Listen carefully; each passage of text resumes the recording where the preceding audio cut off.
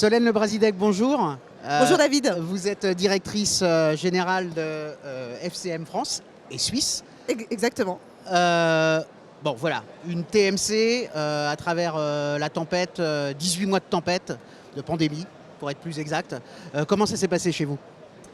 Bah écoutez, c'est intéressant parce que finalement, je ne sais pas si on est vraiment à la fin de la crise, mais si on se dit que le plus dur est derrière nous, on s'en est plutôt pas mal sorti. Dès le début de la crise, en fait, avec les équipes, on s'est posé la question, qu'est-ce qu'on fait ? Est-ce qu'on fait le dos rond et on attend que ça passe ? Et on s'est dit non, en fait, c'est pas nous. On a décidé d'être tout de suite dans la dynamique de continuer à faire ce qu'on fait depuis 10 ans, c'est de travailler auprès de nos clients, d'aller en chercher d'autres. Et donc on a eu une force commerciale assez importante pendant toute cette période. On a décidé aussi d'investir beaucoup sur la partie technologie parce qu'on avait pas mal d'attentes de la part de nos clients et du marché sur des aspects techno mais aussi des aspects RSE qui sont un petit peu le sujet du moment. Et donc du coup voilà, on a gardé cette dynamique. On a décidé aussi de conserver l'ensemble des personnes qui travaillaient chez FCM.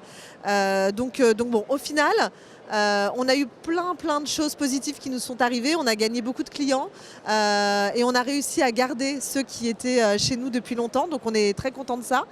Et donc aujourd'hui, on est plutôt ravis de repartir sur une nouvelle aventure et quelque chose de plus positif que ce qu'on vit depuis ces 18 mois. Alors voilà, si je comprends bien, c'est comme si vous aviez mis un petit peu à profit cette cessation d'activité forcée qu'on a tous subie, que vous avez subie, vous l'avez mis à profit pour réfléchir sur un certain nombre de choses. Vous me parliez de techno, vous me parliez de RSE.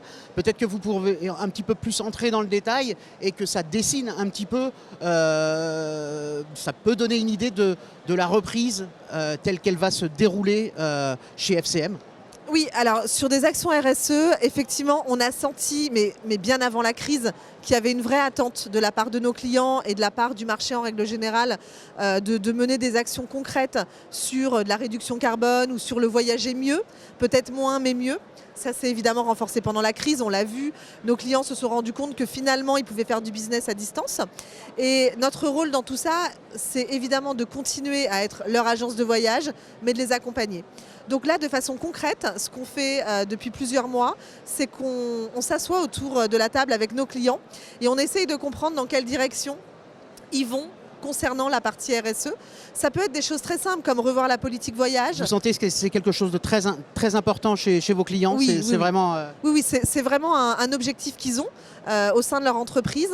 Et aujourd'hui, on leur demande de travailler avec leurs partenaires pour voyager mieux. Et puis, le voyage dans les entreprises reste évidemment une dépense carbone très importante.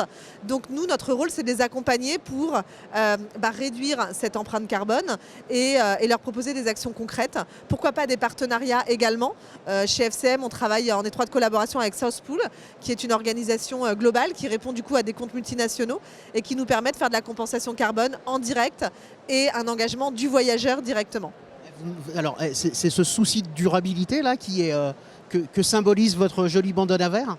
Exactement. Alors oui, en fait, on est aujourd'hui sur le salon aux couleurs de notre nouveau logo en noir, blanc et vert. Et effectivement, le rebranding, il s'est voulu nous ressembler beaucoup plus. L'ancien logo était très bien, mais il ne nous ressemblait pas vraiment dans le côté dynamique, jeune, dans l'innovation, dans le côté green aussi. Et le fait de proposer ce nouveau logo et de le mettre aujourd'hui en visu pour tous, ça nous ressemble beaucoup. On est une équipe, d'ailleurs, j'espère que vous viendrez nous voir. Avec plaisir. Mais oui, je vous en offrirai un du coup. D'autant plus. Donc voilà, on est une équipe qui se veut toujours dans le dynamisme. On essaye de proposer des nouvelles choses en termes d'innovation. Et c'est vrai que la couleur verte s'associe beaucoup aux actions que l'on mène actuellement sur la partie RSE. D'accord, alors je vais juste, pour conclure, si vous le voulez bien, on va peut-être prendre un petit peu de hauteur pour regarder plus le marché de la distribution dans son ensemble. Il subit des turbulences à l'heure actuelle. On peut citer des noms tels que CWT, Egencia racheté par GBT. Il y a d'autres exemples. Comment vous regardez ça chez FCM ? Comment vous sentez les choses ? Comment vous les analysez ? De toute façon, en période de crise, il y a toujours soit des restructurations, consolidations des différents acteurs. La crise a été très violente pour notre secteur, donc c'est sans surprise finalement ce qui arrive. Alors évidemment, aujourd'hui, quand GBT rachète Egencia ou d'autres consolidations, évidemment, on regarde ça d'un œil très préoccupé parce que ce sont nos concurrents directs. Mais en même temps, voilà, c'est intéressant. Je pense qu'aujourd'hui, sur le marché, on a beaucoup d'agences. Sur le marché français, on a un panel d'agences qui est complètement différent avec des grosses TMC comme GBT, comme Carlson, qui est un peu sous le feu d'actualité malheureusement pour eux. Et d'autres qui sont moyennes comme FCM et puis d'autres qui sont en train de grandir.